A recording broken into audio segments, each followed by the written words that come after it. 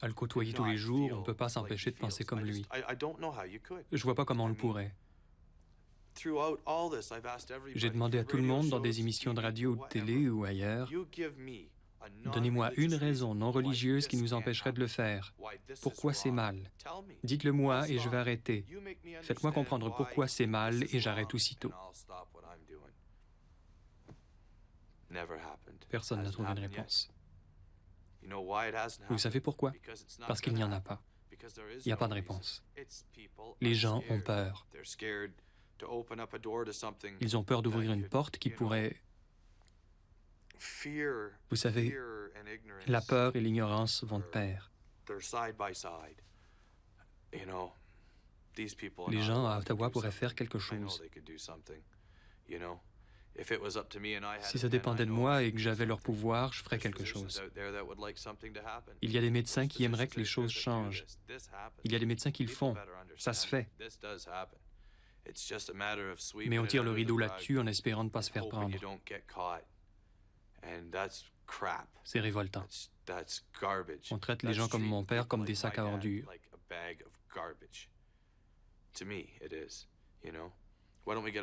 Pourquoi on n'emmène pas une centaine de personnes comme lui au Parlement? On pourrait les enligner sur le gazon puis leur dire « Occupez-vous-en. Vous voulez les traiter comme des sacs à ordures? Alors attendez le camion. » Il a l'impression que c'est ce qui lui arrive et il a bien raison. Il est fini.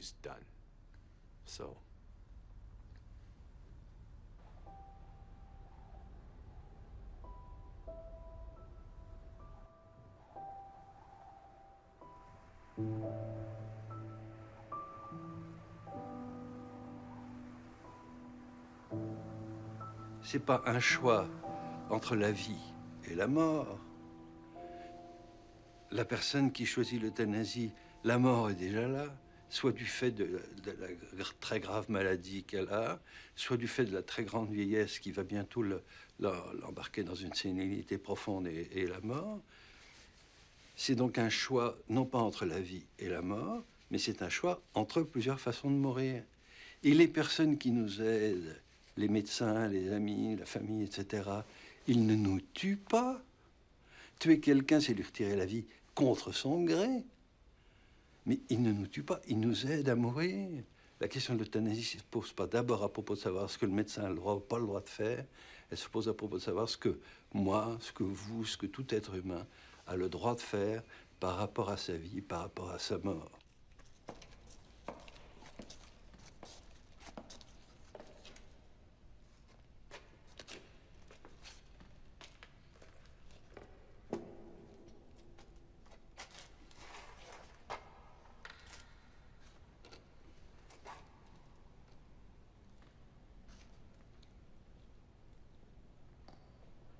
Quand il m'a dit, le Valéda, là, dans une semaine, là, je n'y serai pas.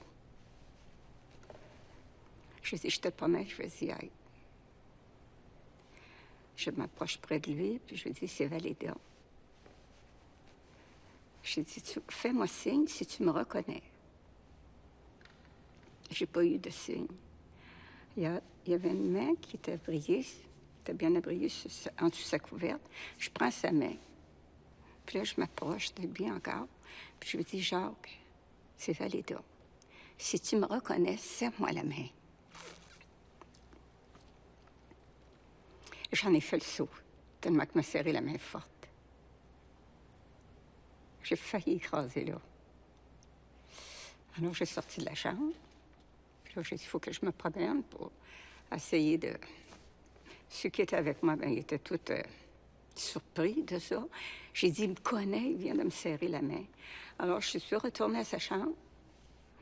Et puis, je lui ai donné la main, puis il m'a encore serré la main. Puis là, je lui ai dit au revoir. Puis il est mort le mardi matin à 2 heures, l'après-midi à 2 heures.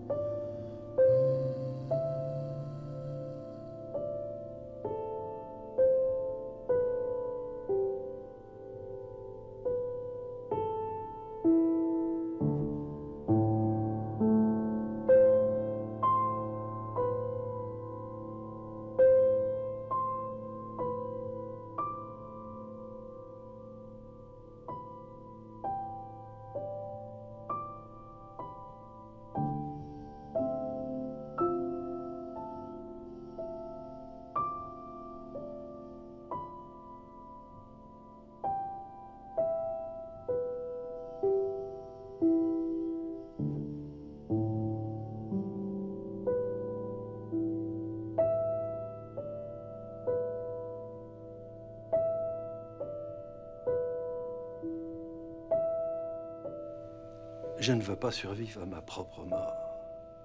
Quiconque m'oblige à survivre à ma propre mort, alors là, celui-là, il me tue. Beaucoup plus que s'il m'apporte l'euthanasie. Il me tue en m'obligeant à survivre à ma propre mort. Ce serait ça, me tuer.